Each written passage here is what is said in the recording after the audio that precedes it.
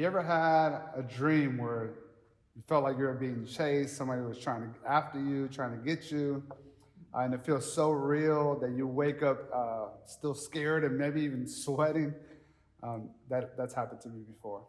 I remember watching this video on YouTube of some young men that were like pulling pranks on people, coming out of a store or a restaurant, and all of a sudden they would kind of come around the corner and just take off running.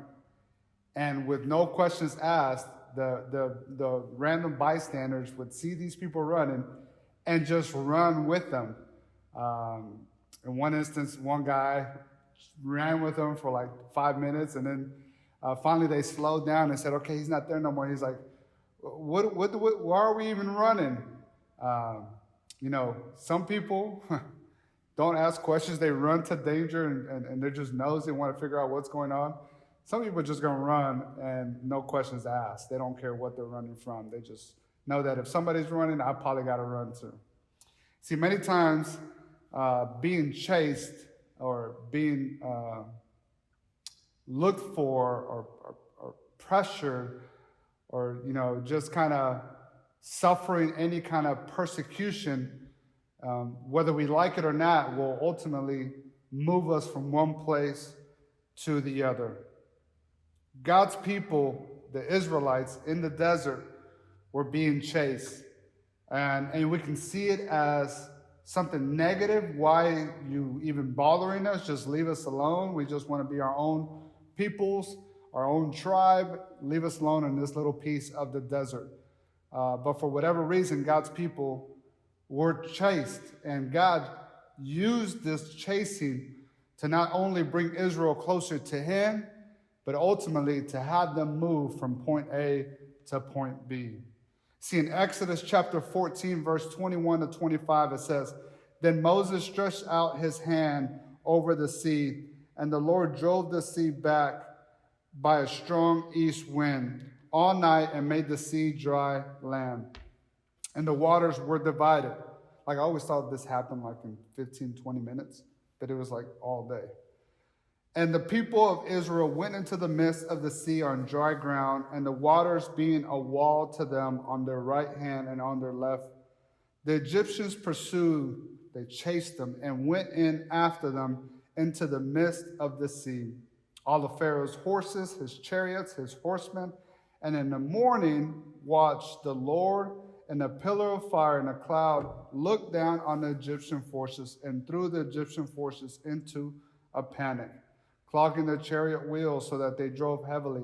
And the Egyptians said, Let us flee from before Israel. The Lord fights for them against the Egyptians.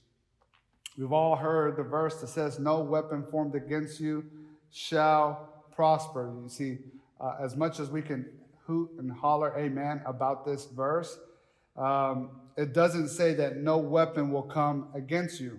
It doesn't say that it wouldn't be pointed at you. It doesn't say that the enemies won't arise against you. What it's saying is that their weapons against us shall not prosper.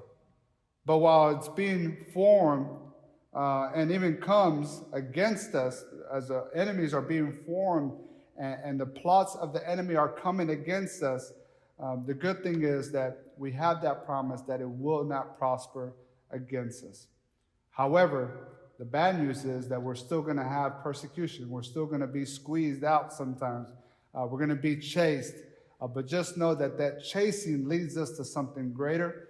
And ultimately, it moves us from point A to point B. You see, somebody is under attack right now. Somebody is being assaulted. Somebody is being chased. Exodus 14:28 says, The waters then returned and covered the chariots and the horsemen of all the hosts of Pharaoh and that had followed them into the sea. Not one remained. Not one of them survived.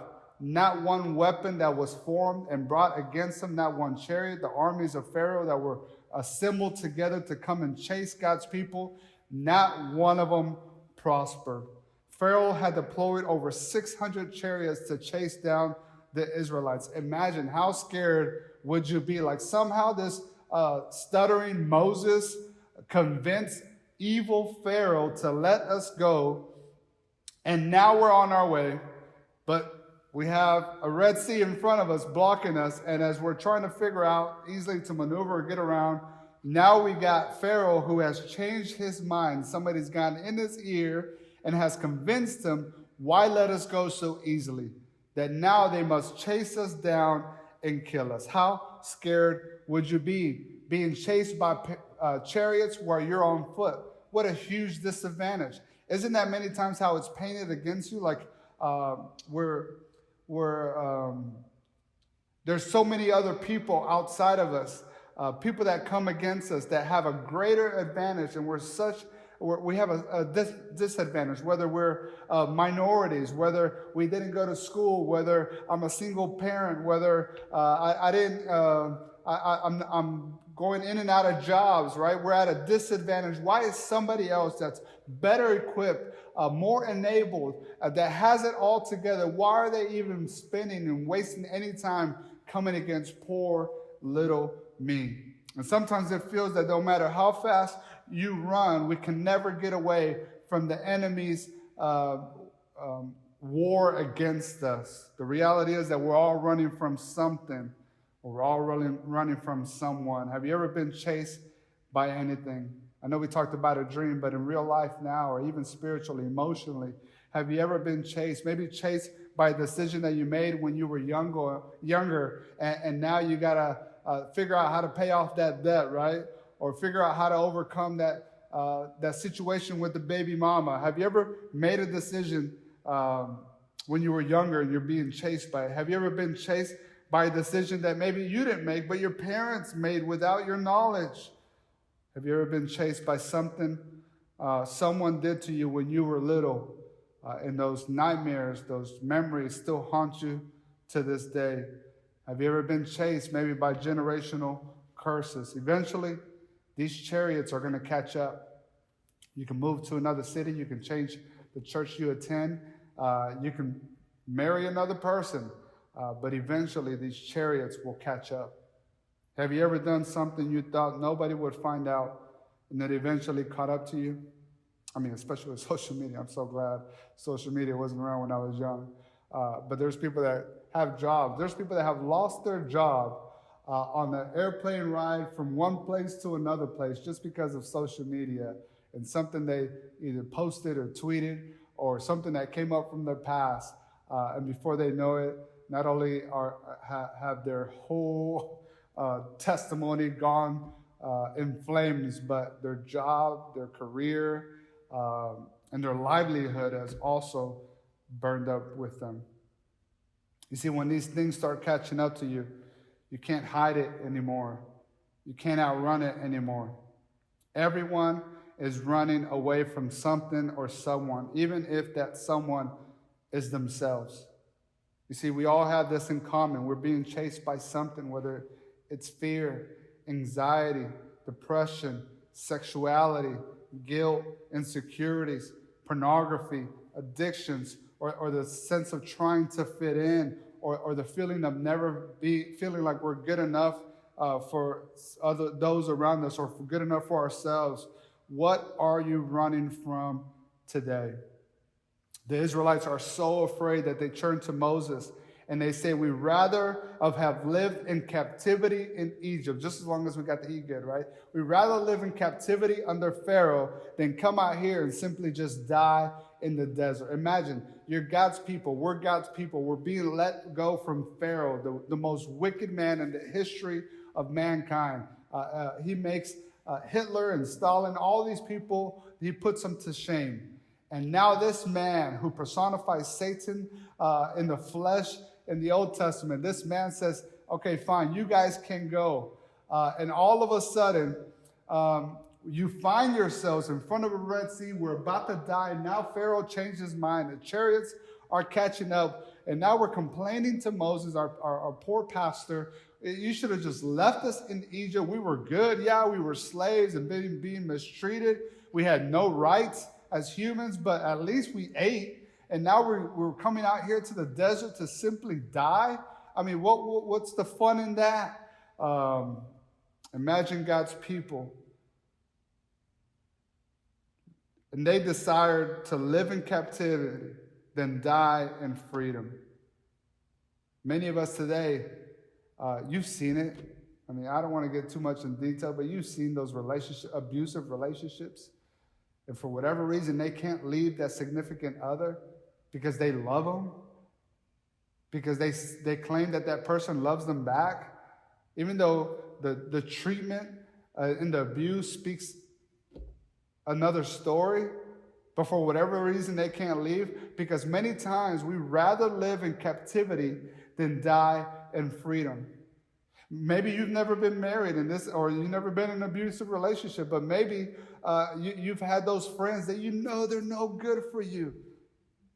But why live alone? Why not have any friends and be popular, right? I'd rather be a slave and captive and alive than just die in my freedom. Or maybe you're somebody that's just constantly buying and purchasing and acquiring different things just so that somebody can notice you, and you're captive, right, to debt. But as long as you're alive, you want to be in debt instead of dying in freedom. The reality is that have you ever wondered, it's easier when we didn't serve God? Like, life was maybe easier, nobody really bothered me. But now that I started serving God, now that I really want to go all in, now that I want to be a part of the serve team, now that I got involved in the small group, now that the pastors are now considering me for a specific position, now I'm being attacked, now I'm being persecuted. When you look back, you can lose your faith. When you look back and begin to contemplate what you left behind, not only can you lose faith, but you begin to diminish the value of what you have ahead. When you begin to desire and look back for the things you left behind, what's before you has no value. As you look forward to where God has called you, all you will ever see is waters parting. You see, you can choose to look back on the chariots that are on your heels or forward to the waters that are parting. Your faith is dependent on which direction you look. The question is, why would God allow the Egyptians to catch up if he wouldn't let the Israelites die there in the desert? Why would God even change Pharaoh's mind, his heart, and begin, after he released them, to begin to chase and pursue them to kill them? But not only will he allow Pharaoh's army to catch up to the Israelites, why would he allow that if the Israelites weren't going to die, but Pharaoh's army was going to die?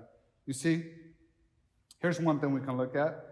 What kills God's people isn't the chariots, but it's complacency. You see, sadly, in the end, a whole generation died in the desert, not because of the armies, not because of starvation, not because of heat or because it was too cold at night, the weather conditions. They died in the desert and didn't get to the promised land because of complacency. Because they wanted to build tents in a place that they were only supposed to be temporary. God's people were called to be in the promised land, but they couldn't fixate, or they couldn't put their heart there. They couldn't see the promised land because all they could be consumed about was their present life and complaining and complacency with what they had in the desert. They all fell short of the promised land. The only thing that can kill your destiny is your complacency. You see, as the Israelites kept moving forward, God began to do more and more miracles in and through their lives. The more forward they walked, the more God intervened in their lives. You see, miracles will always follow a child of God that's in motion going towards their destiny and their purpose. I'm going to repeat that for somebody. Miracles will always follow a child of God when their motion is going towards their destiny or their purpose. And the moment you stop, it's possible that the miracles will dry up. You see, they weren't meant to stop at the Red Sea. They could only see something that obstructed their passage. But when they stopped, the miracle stopped. Now they're complaining to Moses, oh, what? We couldn't die in Egypt? There wasn't enough tombs in Egypt that you brought us out here to die? And poor Moses is like, God, what am I going to do? I got the people right here complaining, the Red Sea before me, and I got Pharaoh's army behind me. What am I going to do, God? And God's like, what do you have in your hand? Oh, I just got this little piece of stick, a staff. Use what you have in your hand. And until he moved in faith, believing in God, that's when the miracles began. But the moment they stopped and complained or stopped and just marveled at what was going on, complacency, they stopped moving forward, the miracles dried up. But the moment they acted in faith, the miracles began. That's why the pillar of cloud during the day and a fire at night had to continuously keep on moving, because it's possible, just like you and I in our Christian faith, sometimes we just want to just hang out here in this season of our spiritual life. When in reality, God has so much more for you and I if we just keep on moving. Just move even when you're scared. Just move even when you don't know what's going to happen next. Just move even when there's others around you that are complaining, saying, you see, you're just wasting your time serving that God. Just move in faith. You see, the disciples one time are with Jesus. This is the multiplication of the fish and bread. And Jesus even tells them, you feed them. After the disciples come with a complaint saying, man, they're hungry. They've been walking with us, hearing you out for a couple of days. They're growing hungry. And Jesus is like, all right, cool. You move in faith. The disciples didn't do much. One kid came up and said, I got this. One kid moved in faith. When the disciples stopped, miracles dried up. When the faith of a child began to move, the miracles began to fall over their lives. And we see the multiplication of the fish. And think about this. As they're handing out fish and bread, right? Fish and bread. God somehow is multiplying within the basket to feed thousands of people. Fish and bread. And that's not counting children and wives, right? This is 5,000. Another miracle, 3,000. This is fish and bread. And as they're moving in faith, God is multiplying. As they get to the end of the multitude, they're like, there's no more people to hand out. And the moment they stop handing out fish and bread, that's the moment the miracle ceased. The same thing happened to the widow when Elijah came to her house for the oil, right? And her son is about to die. And he's like, look, feed the prophet, and I promise you there will never be a lack, and there will always be abundance in your house. Bring the little oil that you have. And God began to do a miracle to the point where she started bringing buckets to fill up oil from all the neighbors. And the moment she stopped moving, the miracle continued to flow as she moved.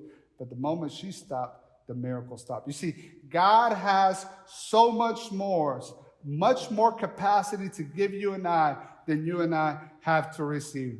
Many times, just like God's people, we choose and we desire even complacency instead of moving forward. Another theory of why God would allow Pharaoh's army to catch up even though they would still die and God's people would still live is because maybe God let the chariots catch up to them so when they drown, he could get the glory. You see, he does the same thing in our lives. In Exodus 14:18, it says, And the Egyptians shall know that I am the Lord, when I have gotten glory over Pharaoh, his chariots, and horsemen. You see, God knew that if there was nothing chasing them, perhaps they would never move. The Israelites did better with chariots on their heels than they did once they were on the other side. We just went through, it's all over the news, what happened to that poor man, that injustice or murder, straight up murder, right? I don't really like, and I don't get into the politics side or how they paint, immediately, whether it was racism, this or that. Like, it's just an injustice, and we see murders happening all the time. And I don't like when we just highlight one above the other. Like, what's the agenda? Why just that one? Why mention that one? Why not mention the other injustices that are going on? But you can wonder what's going on, what's happening. And I would like to say, in this chasing, in this persecution, something's happening. It's injustice. Something has to change. And I would encourage you that many times God allows the chariots to catch up, persecution to come, so that we can move into action and do something about It's not just posting something about it. It's not just talking and having conversation. These things are good. It brings awareness. It helps us, others outside of our race, understand. But in reality, unless there's an action that takes place, we're just going to repeat the same mistakes. And God allows these chariots to catch up to you and I so that ultimately we can move from point A to point B, so that we can go from glory to glory, so that we can move more and more in believing and trusting in the Lord and seeing his miracles, so that ultimately it could be less of me and more of Christ in my life. That's the ultimate goal of God. And the chariots were chasing the Israelites until God got involved. You want to see God move in your life?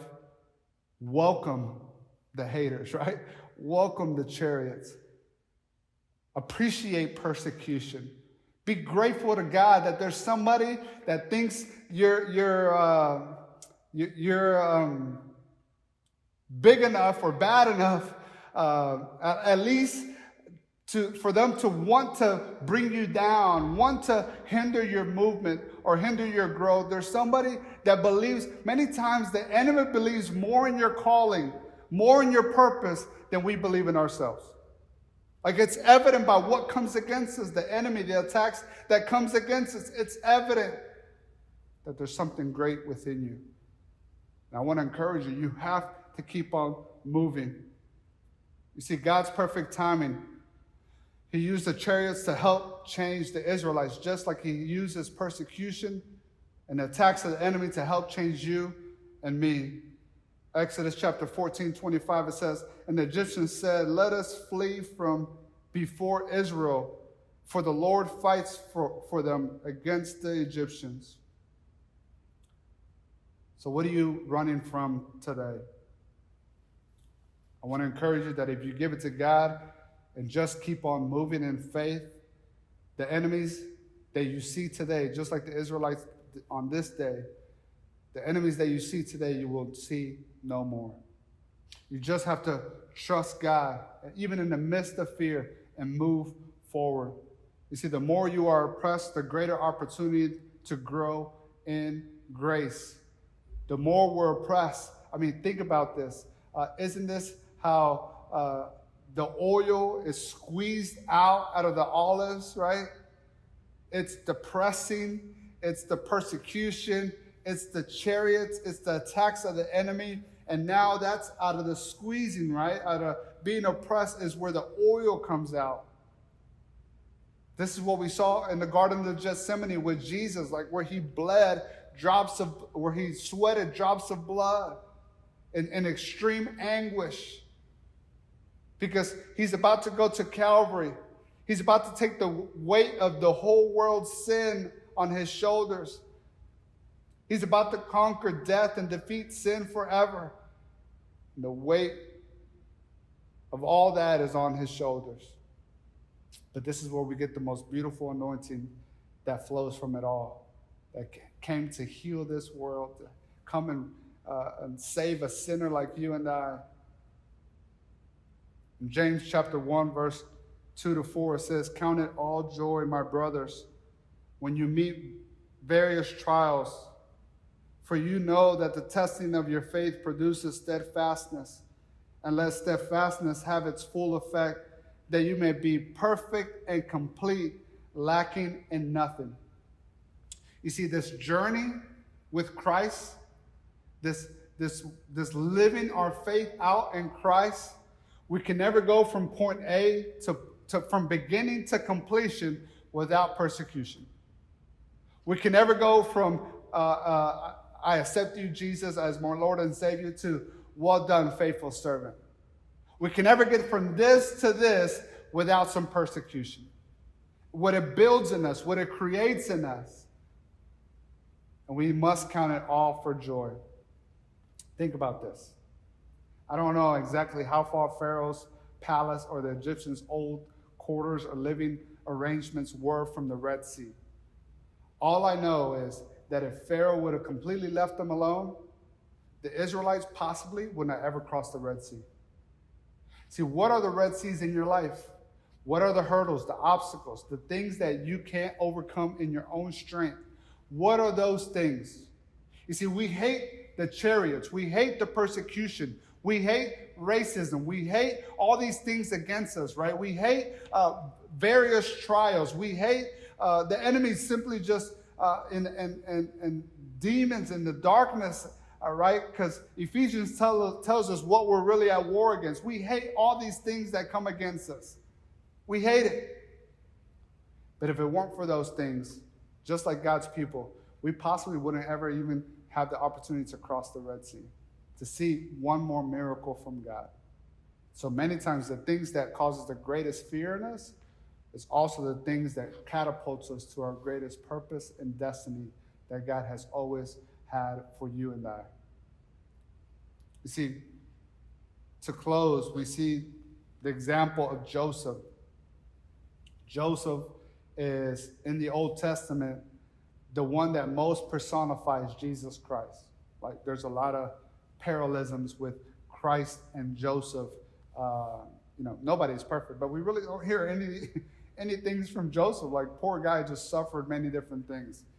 If you read his story, he goes through not only being one of the favorites of his dad, getting a special cloak, and his brothers, out of envy, go out and they plot against him. They're like, hey, let's just kill him. Tell mom and dad that we were hunting and we just couldn't save poor little brother. And one of the brothers is like, you know what? No, how about we just leave him here in the desert to die? He won't be able to figure out how to get back. And then one of the brothers said, how about we just sell him into slavery? Like, that was the best option for poor Joseph that didn't do nothing but get a Christmas gift when it wasn't Christmas. And Joseph goes from being in the pit to eventually, even though he was doing everything right, goes to a prison, spends some time there. He interprets a couple of dreams, or he helps out. And then Joseph goes from the pit to the prison. Now he ends up second in command under Pharaoh, a different Pharaoh, but Pharaoh nevertheless. Second in command in the palace. From the pit to the prison to the palace. Joseph, when I ever got from being daddy's favorite little kid to being second in command to eventually being what God used to feed God's people when they came. His father and his brothers eventually came and they worshiped him. They didn't know it was him, but they worshiped him, fulfilling his father's dream of the stars bending down. Like, God used all that. He orchestrated all that so that Joseph could one day be in a position to save God's people, therefore saving God's promise for his people. Joseph went from the pit to the prison to the palace, all because persecution came and the chariots were chasing him. I don't know what the chariots are in your life, but if you're smart, if you've understood this message, you would appreciate them. God doesn't send them. He allows them to come in our lives so that ultimately, number one, we can draw closer to him and we can see him for who he is and his miracles. But number two, so that we can move from point A to point B. Ultimately, so that we can be perfected in the faith, like James tells us, lacking nothing. You did not send me here, but God made a way. This is Joseph's words to his brothers when he discovers himself before his brothers. And they think now, oh man, now he's going to kill us. Now he's in a position to take advantage and to really pay us back. And Joseph says, you didn't send me here, but God made a way. And what you meant for evil, God turned it for good. Is it possible that those chariots that are chasing you today, God can use it for your greatest blessing tomorrow? I hope you believe that. God bless you. Keep on moving.